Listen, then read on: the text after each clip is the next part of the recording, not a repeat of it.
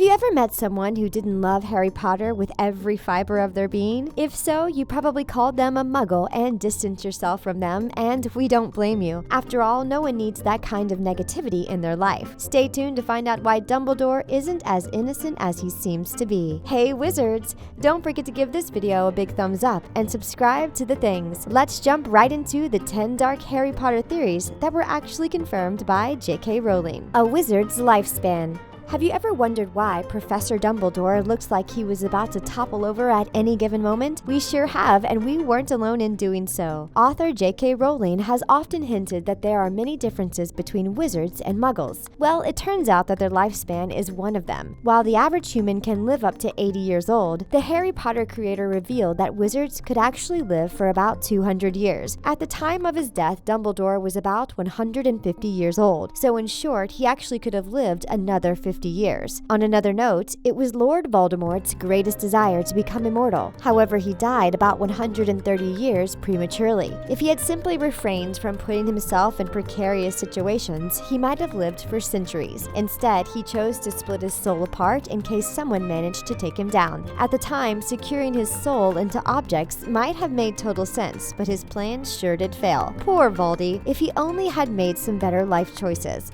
I could not touch him. It was old magic. Trouble in Paradise for Ron and Hermione. Many of us were rooting for Ron and Hermione to lock lips during the final Harry Potter movie. However, some people weren't exactly keen about the newfound relationship. When you think about it, Ron and Hermione are the least compatible people in the world. Hermione is highly driven, intelligent, and uptight, whereas Ron is lazy, a bit slow, and as loose as a goose. Knowing this, it's kind of hard to believe that these two characters end up together, and J.K. Rowling agrees. The author has stated that her decision to pair these two characters together had everything to do with personal reasons and not credibility. Sure, they might not have a whirlwind in common, but opposites attract, right? J.K. Rowling also revealed that Ron and Hermione's relationship wouldn't always be filled with gumdrops and lemon squares. In fact, she mentioned that they would meet many issues down the road and even resort to muggle couples counseling to fix them. If you thought that Ron and Hermione were a match made in heaven, we're very sorry to have burst your bubble. Hold tight though, because more uneasy theories are coming your way. Emotional scars. It goes without saying that war is never pretty. Sure, sometimes the good side can prevail, but there is no going back to the way things used to be. For this reason and many others, J.K. Rowling had a great deal of difficulty writing the Battle of Hogwarts. Since it is common for authors to fall in love with their characters, one can only imagine how hard it was for Rowling to kill them off. In fact, the decision was so intense that she still makes it a point to mention these characters on their death anniversary. Well, enough about the ones who were lost, and let's switch to our focus to those who were left behind. Hundreds of students risked their lives for the wizarding world during this epic battle. According to Rowling,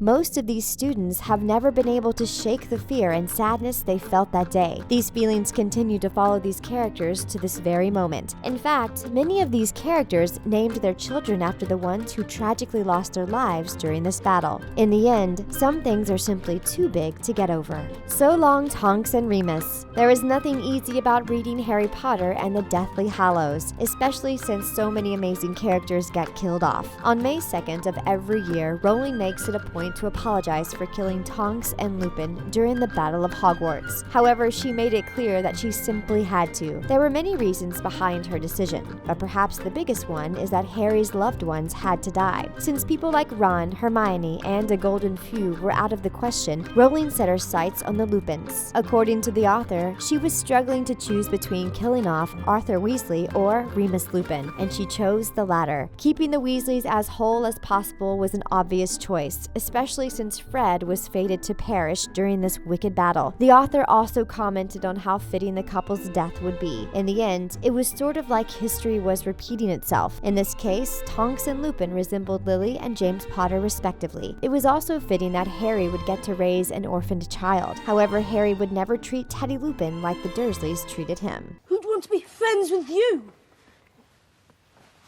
The Forever Room. The fact that Harry had to grow up without parents is absolutely devastating. However, things could have been worse. Harry's mom and dad gave their life to save their baby boy. When it comes to Neville Longbottom's parents, though, the same can't be said. Neville also had to grow up without parents, but he did have the chance to meet them, just not in the heartwarming way one might think. Alice and Frank Longbottom were good people who managed to withstand being tortured by Bellatrix Lestrange. Their will to keep their secrets hidden cost them their sanity though, and it's something they were never able to recover from. Many of us were hopeful that Neville would one day be able to talk to his mom and dad about the brave acts he committed. Sadly, Neville will never be able to do so. Rowling confirmed that Frank and Alice would always remain the same, and that nothing could ever change them. Since wizards and witches can live for centuries, they are fated to remain at St. Mungo's Hospital of Magical Maladies until the day that they pass over. This is also applicable to anyone who has suffered a memory spell, like our dear old Professor Lockhart. In the end, though, we'd rather he be locked up in the Forever Room instead of Ron, who he tried to obliviate. Dumbledore is gay. Albus Dumbledore is unlike any character in the Harry Potter series. His selfless nature and charismatic ways have made it impossible not to love him. While he may be a prominent figure in the Harry Potter world, there is little to be known about his character. Sure, he's the headmaster at Hogwarts, and he's one of the best wizards in the world, but what about his social life? From what we know, he's never been married before, nor has he had any children of his own. The only thing we do know about him is that he has a brother, and had a sister once upon a time. This information was only spilled during Harry Potter and the Deathly Hallows, but before that, the man was a total mystery. While Rowling might have described him as a man with a twinkle in his eyes, we never once put two and two together and realized that he was gay. In the end, who a person chooses to love doesn't change anything, but to say that we weren't shocked about this revelation would be a lie. When Rowling confirmed that Dumbledore was in fact gay, some of her fans were outraged. This only seemed to amuse the hilarious author, as a person or character's sexual orientation shouldn't make a difference in someone's life. I never liked these curtains. Set them on fire in my 4th year. By accident, of course. Snape is gray. Severus Snape was a man of few words, but when he spoke, you could be sure that nothing good was about to be said. He was crude, rude, and severe. Despite being a teacher, he found little joy in helping his students achieve greatness. Throughout the entire Harry Potter series, many of us grew up to hate and mistrust Snape. His allegiance seemed to rely on what was best for him in the moment. Regardless of how things seemed to be, it was later revealed that Snape was in fact a good guy, and the best double agent we'd ever seen. After killing Dumbledore, Snape was seen as the big bad guy, but in the end, he took no pleasure in murdering his good friend. When Harry finds out the truth about Snape, he is practically moved to tears, so much so that he gives his son his name. It's easy to forget that Snape was a bad guy, considering how much he gave up to save the wizarding world, but as Rowling has put it, Snape is gray. By this she means that he is not black or white, but smack down in the middle. His love for Lily Potter caused him to reconsider his lifestyle, but if it hadn't been for that, he might really have enjoyed being a Death Eater. Yes, I'm the half-blood prince. The truth about purebloods. One of the most prestigious titles in the wizarding world is the one of pure blood. Those who hold this title tend to believe that they are better than everyone else, with the exception of the Weasleys, of course. While having magical blood running through your veins is seen as ideal, there are many amazing wizards and witches who are half-blooded or muggle-born. Holding on to a sacred bloodline isn't easy, however, especially since pureblood families are scarce. With this in mind, many pureblood families tend to marry within their circles, which can have disastrous effects. Did you know that Molly Weasley has some black in her family tree? If so, you might have realized that that makes her cousins with the Malfoys. In the end, the truth about the purebloods is that their lineage is being recycled due to not having enough to go around. It has often been said that if wizards did not mate with muggles, the fate of the wizarding world would have taken a hit. Luckily, a wizard's talents can still be passed down onto muggle bloodline. They attend to people's teeth. Fascinating.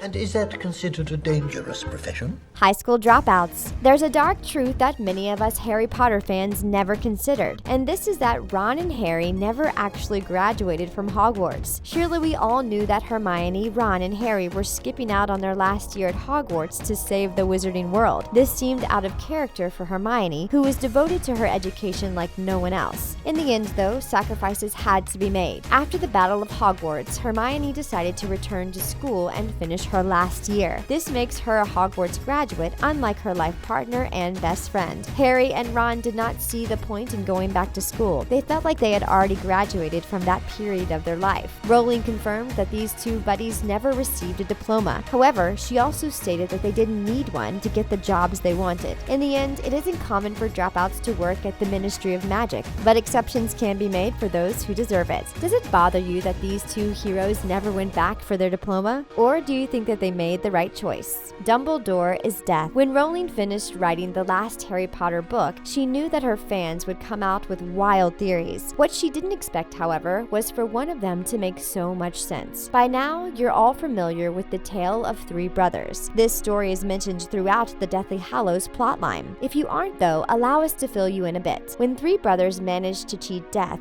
he granted them each a wish. These wishes gave birth to the Elder Wand, the Resurrection Stone, and the Cloak of Invisibility. When the brothers departed, Death silently waited to claim their lives. However, he was unable to claim the last brother's life because he couldn't locate him. The fan theory behind this story goes as follows. Voldemort is the first brother, the one who asked for the most powerful wand of all time. Snape is the second brother, the one who desperately wanted to bring his lover back from the grave. Harry is the last brother, the one who wanted to live a beautiful life free from the fear of death. So where does that leave Dumbledore?